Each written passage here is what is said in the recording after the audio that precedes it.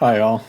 Today I'm going to review a follow-up to one of my favorite books I read back in 2021 by the skilled and dryly humorous writer Elif Batuman, which is her new 2022 novel, The Idiot Part 2, Still an Idiot. No, I'm kidding. It's actually called Either Or, but as I'll soon explain, it does feel a whole lot like The Idiot Part 2. So I really enjoy the experience of reading this book. I'm glad I read it.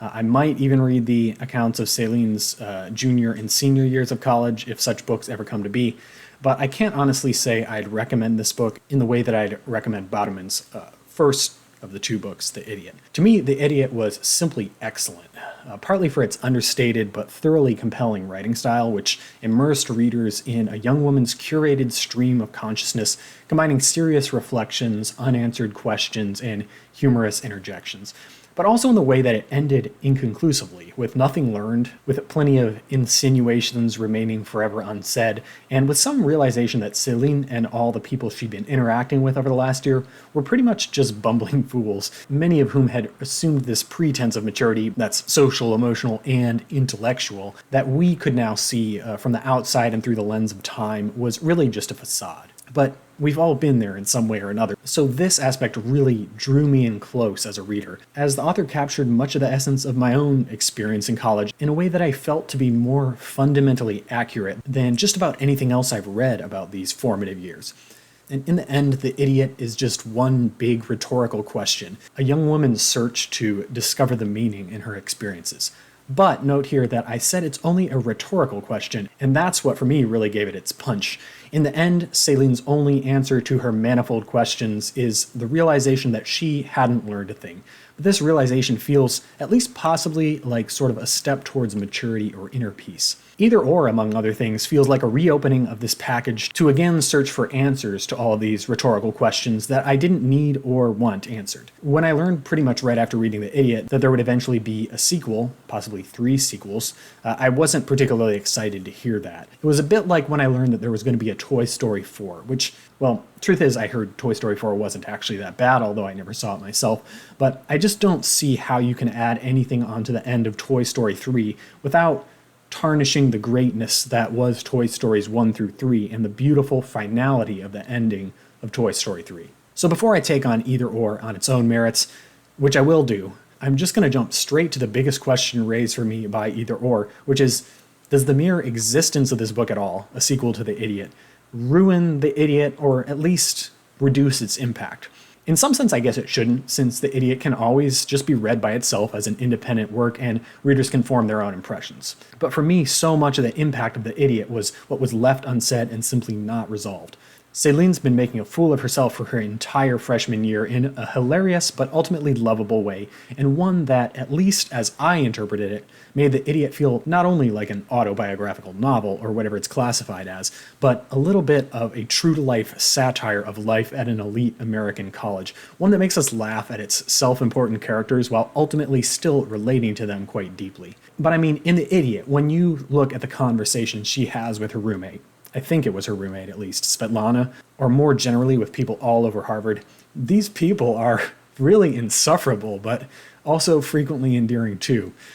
Endearing because they are insufferable, but they feel like actual college freshmen, generally pretty clueless about the world and trying to make some sort of sense of it and project some veneer of control by saying things that sound smart or doing things that seem cool or expressing all that they've figured out about themselves. Or by traveling abroad to, let's say, Hungary for a summer experience with some vague sense that they're going to learn something there or experience something of value, or that it's just a thing that must be done, all to then completely miss out on any real experience while they're there because they're so self-absorbed in their own little worlds, completely detached from the actual place and people of Hungary. But of course, the pinnacle of insufferability in The Idiot is Selin's pretentious, cryptic, and essentially utterly meaningless email exchanges from this guy, Ivan, in her Russian class, a guy who responds in kind by completely failing to communicate with her in any real way, shape, or form, but by transmitting just enough of vague, shapeless content in his replies for the impressionable young Selin to extract deep meaning from every word said or not said. Whenever Selin writes or receives an email from Ivan, reading it is the most cringeworthy experience, and because of that, it feels feels so strangely authentic, because young Selin is so completely oblivious to the cringiness of it all, but there's this sense of removal in the narration, both for the author and the reader, that we can now maybe see at least a little bit of our own foolish former selves in this girl, and can even laugh a bit at the whole thing while viewing it now from a more removed distance, as painfully confusing as it felt at the time. And thus, to have Selin show up in Either Or to her sophomore year at Harvard and get right back to, first and foremost, figuring out what is Yvonne's deal and what this all meant, and even composing some more of the same ridiculous emails to him, is an affront to the greatness that was The Idiot. As readers, I thought we'd already gotten the point. No more interpretation was needed here. Yvonne is just a fairly typical college guy who's bad at communicating and not all that considerate.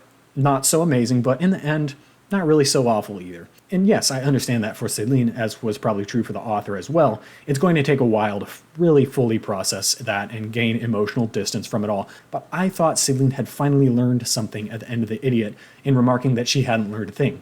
I thought that this was some sort of step towards greater self-awareness or something, a new outlook on the college experience, or at least on what a fool she'd become for this guy Yvonne.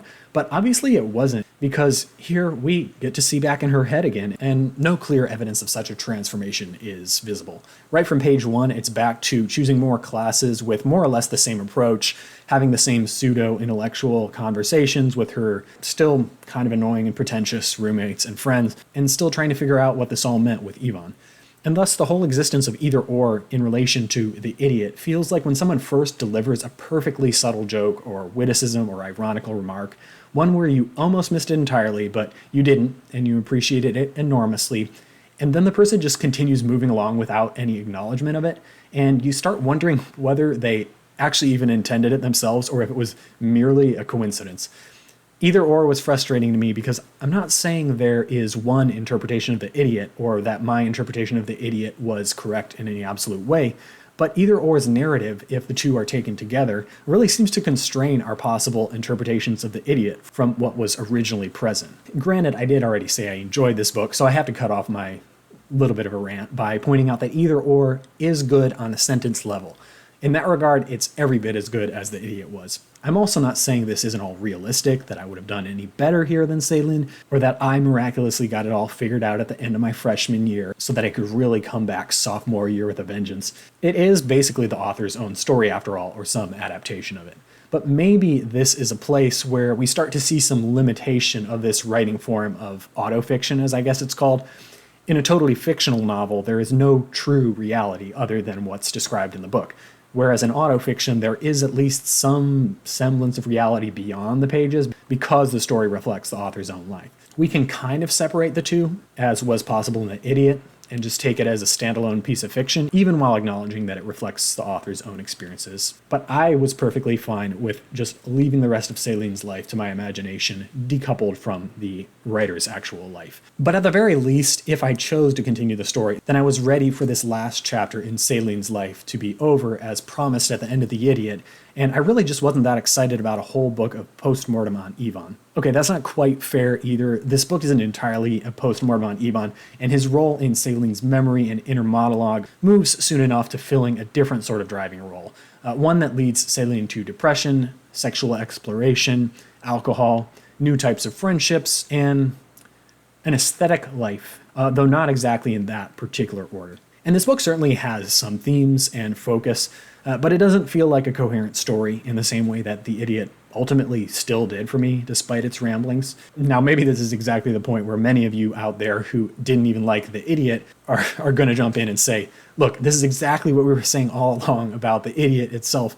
It's a story with no point and no plot where nothing happens at all, and the narrator tells us at the end of the book, nothing happened, I hadn't learned anything.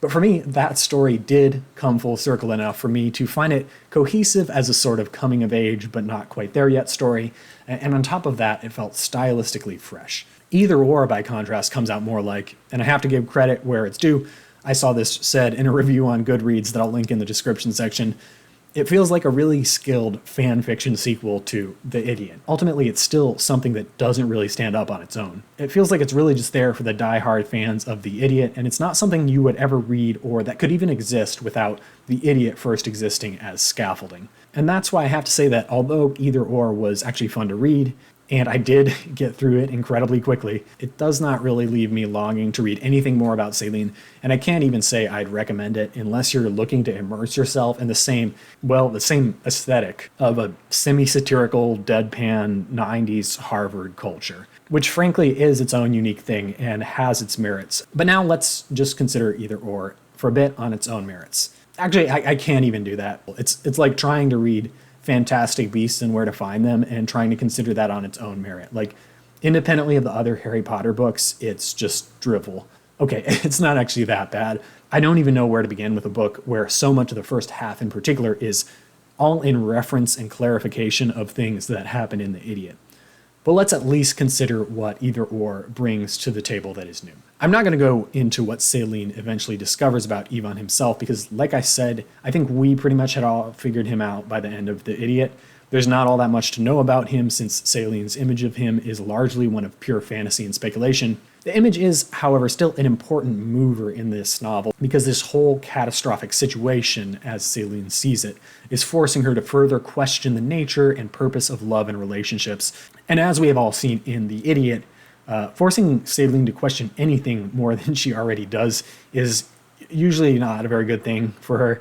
And as a chronic overanalyzer myself, I can very much attest to that. Selin keeps ruminating about Ivan and pretty rapidly becomes quite depressed. Because of her deadpan style of narration, though, most of us probably won't really quite grasp the extent of it until people around her start grasping it, which admittedly is probably a pretty authentic description of depression, since you might not notice at first that things are wrong, or you might just believe you have a reason for being depressed, or maybe you even do have a reason, but your reaction has just become a little bit out of proportion with that reason. Or to be fair, maybe it even is a reasonable response, but it's still holding you back as you're unable to let go of it. And Selin does have her reasons. Supposedly, she breaks this depression by starting on a half dose of Zoloft or something like that about halfway through the book. And the discussions of this book about whether to take medications or go to therapy, what options one had in general, felt pretty authentic to me too. But I think also probably realistically that taking Zoloft only kind of half solves Selin's emotional problems. It does pretty unequivocally make things better for her, even as she reflects that it seems to have perhaps worked by drying up her tears in a way that removes her from the feeling of intense sadness that we see in the first half of the book, but hasn't quite solved her problem that she feels no one could ever love her. But then this problem seems to disappear too, in a way at least. Maybe it's just the slight lessening of Selin's self-consciousness, but she suddenly finds she has no trouble capturing the attention of several different men. All of this still feels quite emotionally detached, though. In this part of the book, we get the sense that Selin is having sex and attending parties and eventually once again leaving the country, not because she feels particularly moved to do any of these things, but because she feels that there are things that should be done, ostensibly as part of an aesthetic life, although that particular thread too seems to me to get weaker as the book goes on. That's not to say she doesn't enjoy these things at all, but if we hoped, for example, that Selin's arc would be one where she moves from feeling crushed by her rejection by Ivan and devastated that no man will ever love her, to then developing a greater self-esteem and being able to have satisfying and comfortable relationships, or at least sexual experiences with men, that is not really the arc here. Selin moves on from a place of deep emotional turmoil to a place that feels to me more like a general slight numbness, without really finding more of a positive outlook on any of the problems that were previously troubling her. As a result, her sexual awakening, and indeed most of the stuff that happens to her in the second half of the book, all feels tinged with a certain degree of meaninglessness, something she's clearly struggled with even before this point in her life. The men she hooks up with don't even seem to be ones that she finds particularly interesting or even necessarily that attractive, certainly nowhere near the level that Ivan occupied in her mind. She seems to find it more important to prove to herself that she can sleep with someone than to actually make that someone be someone attractive to her in any way. For example, the best that was ever said of the man who came to be known simply as the Count was that people say he's a pretty good guy. And this wasn't even said by Selin herself, but by one of her roommates who's gotten it from hearsay. So where does this all end up? Well, nowhere really. Okay, actually it ends up in Turkey, which is the destination that Selin has secured for this year's round of let's go to a foreign country for the summer because that's what Harvard students do. The best that could be said of Selin's experience in Turkey is that she was perhaps a little bit more there and a little bit less stuck in her head than she was in the previous year in Hungary. Actually, technically, you could say that the novel ends in Russia or somewhere along the way because she's also headed there after her experience in Turkey to spend the rest of the summer there. So Either Or is something that stylistically will appeal to people who loved The Idiot, full of the same witty shower thoughts, pseudo-philosophical forays, and ability to make seemingly mundane, everyday experiences interesting and meaningful. Perhaps sometimes even too meaningful for someone like Selin. It will also probably frustrate someone who didn't like The Idiot, even more so, for the same reasons, in its lack of a driving force, plot, or conclusive ending. If The Idiot is in the end just one big rhetorical question, Either Or is a barrage of further rhetorical questions to the point of obsession, and it won't even be wrapped up in a bow with some neat takeaway, like I hadn't learned a thing. And some might like this since life doesn't provide neat answers. For me, although it seems like Either Or is probably true to the life experience of the author, it just doesn't feel in the end like it's novel material. It feels more like a slice out of someone's diary.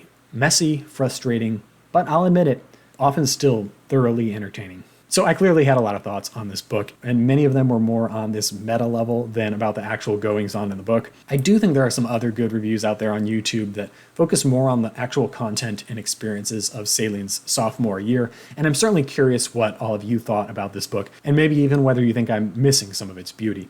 So let me know if you've read it, and I'll see you next time.